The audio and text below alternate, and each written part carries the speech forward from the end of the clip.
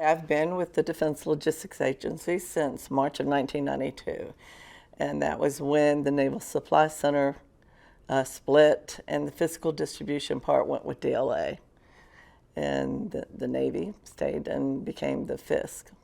But I was on the side that went with Defense Logistics Agency.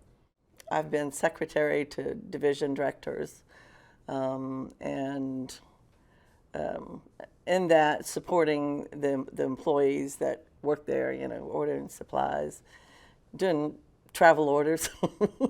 When anybody went on travel, that was part of my duties. And then when I went to the admin support, the first time, that's when I started doing personnel work and became the training coordinator as well.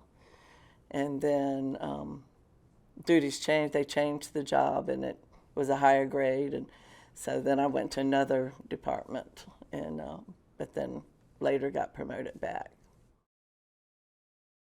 When I first started with the government, we were using electric typewriters, and then we graduated to the WANG system, and then we got the first, computers.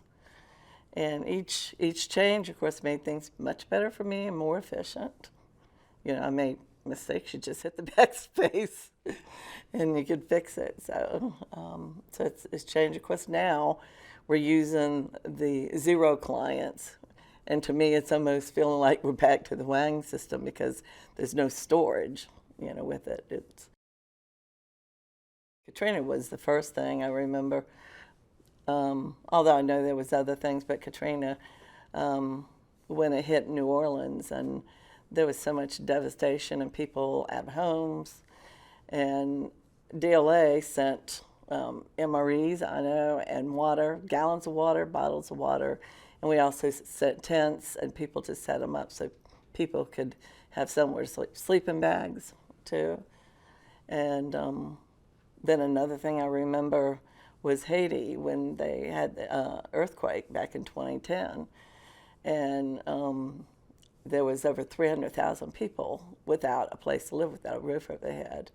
And so we shipped on ships literally to Haiti tents, big tents, like city tents, and then smaller sleeping bags and water, MREs again.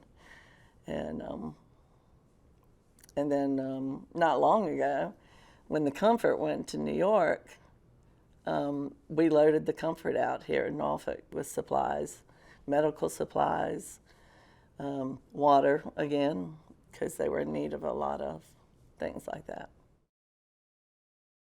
Well, for us here at Norfolk, we were the first depot to go under the VPP star, and that was a big effort. Captain Brad Bellis was our CO then, and it was a lot to get us to try to have less accidents so that we could get that star. We had to be more aware of, like, a pallet in the way, blocking an aisle, or electrical outlets. You could walk around, you'd see maybe the cover had come off, and but with the VPP, we had to mark those areas and had to get them fixed. So, yeah, that was a big change. Originally, we were mostly an older group of people working here, and who had been here for years and years. There was a lot that came over at the same time as me, and I know, at least, especially in the last 10 years, we've had more younger people, more 20-somethings and 30-somethings, and we get a lot of military, either retired military or military that did 5 years and come out, but it made them eligible to come in. But we've had a lot younger workforce coming in. In fact, when you walk through now, you're not going to see a lot of the old ones that we knew. It's a lot of new employees. I really enjoy people. As I'm the new employee orientation, that's one of my programs. And I love getting to meet the new employees come in.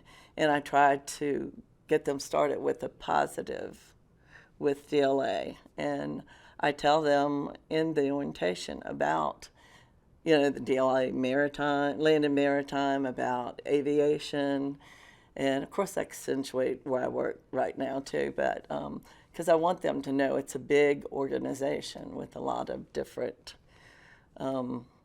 things that they do, like aviation is, the air parts, airplane parts and stuff, and the energy, they supply fuel and stuff. Well, it makes me proud that I work for an organization that helps, and helps more than just military, but will help humanitarian even if you don't, not in the Navy or Army or whatever. I'm very happy to be a part of an organization like that.